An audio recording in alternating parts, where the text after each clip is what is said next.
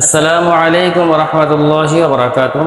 সম্মানিত মুসলিম ভাই বোনেরা, যে যেখানে আছেন আশা করি সকলেই ভালো আছেন। আমি আপনাদের সামনে আজকে উপস্থিত হয়েছি এসো কোরআন শিখি পর্ব নাম্বার 21। আমরা ধারাবাহিকভাবে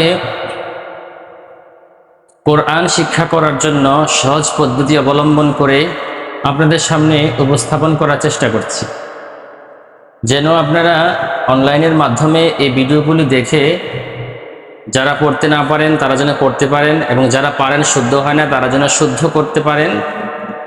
এই জন্য আমি ধারাবাহিকভাবে অল্প অল্প করে আপনাদের সামনে উপস্থাপনা করার চেষ্টা করছি। ইনশাল্লাহ আপনারা যদি এই ভিডিওগুলি দেখেন আশা করি আপনাদের কোরআন শিখতে একেবারে সহজ হবে। তো সেই ধারাবাহিকতা আজকে আমরা এসো কোরআন শিখি পর্ব নাম্বার 21 নাম্বার পর্বে আমরা উপস্থিত হয়েছি। আজকে আপনাদের সামনে আলোচনা করব ইজহার নিয়ে। এর আগে আমরা আলোচনা করছিলাম ইদগাম বা গুন্না এবং বেলা গুন্না নিয়ে।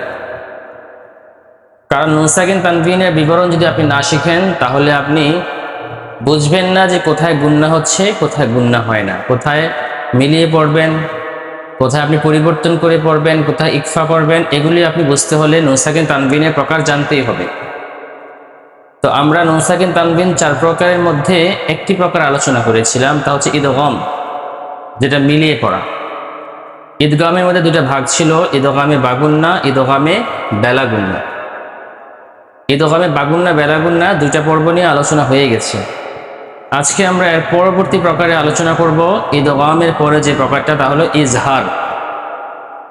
তাহলে ইজহার আগে অর্থটা আমরা জানবো। ইজহার মানে স্পষ্ট করে পড়া।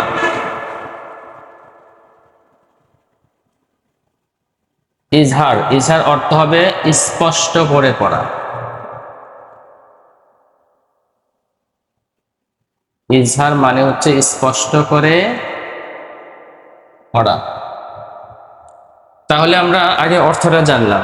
ইজহার মানে কি? ইজহার মানে প্রকাশ করাও হয়, এখানে স্পষ্ট করে পড়া, এটাই লিখলাম। এখন আমরা শিখব ইজহারের হরফগুলি। ইজহারের হরফ কয়টি? ইজহারের হরফ হচ্ছে 6টি। এই 6টি হরফ মুখস্থ করতে হবে। তাহলে হরফগুলি কি কি? যথা হরফগুলি আমরা মুখস্থ করব। হামজা হা, আইন হা, ওয়াইন খ। আগে আমরা হরফগুলি শিখলাম। হামজা হা, আইন হা, ওয়াইন খ। এই হরফগুলিকে বলা হয় হরফে হালকি। আমরা যে মাখরাজ নিয়ে আলোচনা করেছিলাম, মাখরাজের মধ্যে কিন্তু এই হরফগুলি আছে। 1 নাম্বার মাখরাজ, 2 নাম্বার মাখরাজ, 3 নাম্বার মাখরাজ। 1 নাম্বার মাখরাজ ছিল হলকের শুরু হইতে হামজা হা। 2 নাম্বার মাখরাজ ছিল হলকের মধ্যখান হইতে আইন হা। 3 নাম্বার মাখরাজ ছিল হলকের শেষ ভাগ হইতে ওয়াইন খ। হলকের শুরু থেকে 2টি, হলকের মধ্যখান থেকে 2টি, হলকের শেষ ভাগ থেকে 2টি। তাহলে মোট 6টি হরফকে বলা হরফে হালকি। যেহেতু হলক থেকে উচ্চারিত হয় এজন্য বলা হয় হরফে হালকি। ঠিক এই 6টা হরফই আছে ইজহারের মধ্যে। প্রথম 2টি হরফ হামজা হা, 1 নম্বর মাখরাজ। তারপর এই 2টি হরফ আইন হা, এটিও 2 নম্বর মাখরাজ। তারপরে এখানে আছে ওয়াইন খ, এটা হচ্ছে 3 নম্বর মাখরাজ। 3 নম্বর মাখরাজে যে 6টি হরফ, এই ইজহারের এই 6টি হরফ। তাহলে আমরা আগে অর্থ জানলাম, ইজহারের অর্থ স্পষ্ট করে পড়া। তারপরে হরফ শিখলাম 6টি, হামজা হা, আইন হা, ওয়াইন খ। হামজা হা, আইন হা, ওয়াইন খ। যখন আমরা বারে বারে অক্ষরগুলি পড়বো তাহলে আমাদের একেবারেই সহজ লাগবে, ইজি হয়ে যাবে। এখন আমরা শিখব ইজহার কাকে বলে, সংজ্ঞাটা শিখব। শুরুতে জেনে নিলাম ইজহার মানে স্পষ্ট করে পড়া। তারপরে জেনে নিলাম ইজহারের হরফ হচ্ছে 6টি। এখন আমরা জানব ইজহার কাকে বলে, ইজহারের সংজ্ঞাটা। ইজহারের সংজ্ঞাটা হচ্ছে নুন সাকিন। প্রত্যেকটি প্রকারের শুরুতেই কি হবে? নুন সাকিন এবং তানবিন হবে। নুন সাকিন এবং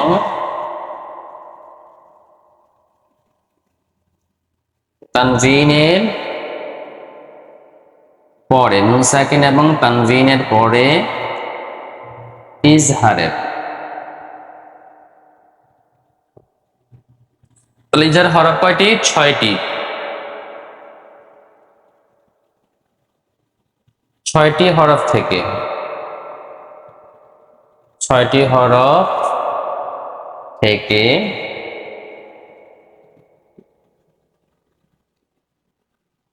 যে কোনো একটি হরফ, যে কোনো একটি হরফ আসিলে তাহলে কি করতে হবে? গুন্না ছাড়া।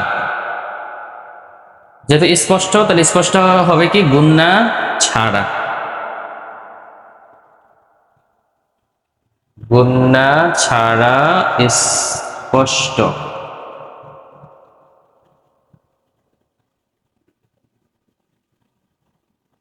করিয়া পড়িতে হয়,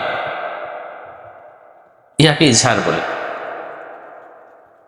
তাহলে আমরা এখানে দেখি নুন সাকিন এবং তানবিনের পরে আমরা যখন ইদগাম পড়লাম, ইদগামে বাগুন্না, তখন আমরা কি বলছি? নুন সাকিন এবং তানবিনের পরে। এখানেও কি হবে? নুন সাকিন এবং তানবিনের পরে ইজহারের 6টি হরফ থেকে যে কোনো একটি হরফ আসিলে কি করতে হবে? স্পষ্ট করতে হবে। তবে এটা হবে গুন্না ছাড়া স্পষ্ট, গুন্না করা যাবে না।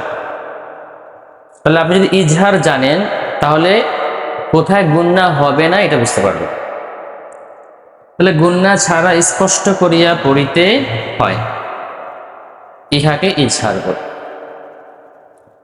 তাহলে আবার আমরা দেখি আবারও সংজ্ঞাটা কি। নুন সাকিন এবং তানবিনের পরে যদি ইজহারের 6টি হরফ থেকে যে কোনো একটি হরফ আসে তাহলে গুন্না ছাড়া স্পষ্ট করিয়া পড়িতে হয়, ইয়াকে ইজহার বলে। আচ্ছা, তাহলে ইজহার আমরা পাইলাম। এখন একটা এক্সাম্পল দেখি, তাহলে আমাদের বুঝতে সহজ হবে।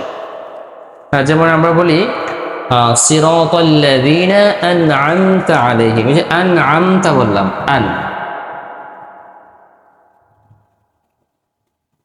হামজা নুন জবর আন, আইন মিম জবর আম, আন'আমতা আলাইহিম। এখানে দেখেন নুনের উপরে জজম আসছে, তাহলে নুন সাকিন, নুন সাকিনের পরে কি আসছে? আইন আসছে। তাহলে এখানে কি আছে? আইন কিসের হরফ আছে? ইজহারের হরফ। তাহলে ইজহার মানে গুন্না ছাড়া স্পষ্ট। তাহলে আমি কি বলতে হবে? আন'আমতা আলাইহিম, আন'আমতা আলাইহিম। যদি আন'আমতা এরকম বলা হবে না, এটা হচ্ছে গুন্না ছাড়া স্পষ্ট করতে হবে, আন'আমতা আলাইহিম। তাহলে এরকম ভাবে এই নুন সাকিন অথবা তানবিনের পরে যদি আমরা এই 6টি হরফের যে কোনো একটি হরফ যদি পাই, সেখানে আমরা গুন্না ছাড়া স্পষ্ট করতে হবে। যেমন মিন হাবলিল ওয়ারিদ। তাহলে মিন হাবলিন, মিন এতটুকু আমি লিখলাম। এই যে মিম নুনজের মিন, হাবা জবর হাব, এই যে মিন হাবলি লিখলাম। তাহলে এখানে কি হবে? এই যে নুন সাকিনের পরে হা আসছে, হা, এই যে হা আসছে। তাহলে মিন হাব, মিন মিম নুনজের মিন স্পষ্ট হবে, মিন হাবলিল ওয়ারিদ। গুন্না করা যাবে না, গুন্না ছাড়া স্পষ্ট করতে হবে। এজন্য আমি বারবার বলতেছি যে আপনারা হরফগুলি মুখস্থ করবেন। হরফ যদি ভালো করে মুখস্থ করতে পারেন তখনই নুন সাকিন এবং তানবিনের পরে যদি এই হরফগুলি আসে তাহলে ইজহার, যদি ইদগাম বাগুন্না হরফগুলি আসে ইদগাম বাগুন্না, বেলাগুন্না আসলে বেলাগুন্না। তো ইম্পর্টেন্ট বিষয় হচ্ছে হরফগুলি আপনাকে মুখস্থ করতে হবে এবং চিনতে হবে, আর থিওরিটা মনে রাখতে হবে যে ইজহার হলে আপনি কিভাবে পড়বেন এটা মনে রাখতে হবে, যে স্পষ্ট করে পড়তে হবে। ইদগামে বাগুন্না হলে কি করতে হবে? গুন্না সহ মিলিয়ে পড়তে হবে। বেলাগুন্না হলে কি করতে হবে? ইদগামে বেলাগুন্না হলে গুন্না ছাড়া মিলিয়ে পড়তে হবে। তাহলে আপনাকে প্রথমত হচ্ছে অর্থটা জানতে হবে, আরেকটা হলো হরফগুলি জানতে হবে, তাহলে আপনার বুঝতে একেবারে সহজ হবে। তো আজকে এই পর্বে এ পর্যন্তই। আমরা পরবর্তী পর্বে ইকলাব নিয়ে আলোচনা করব।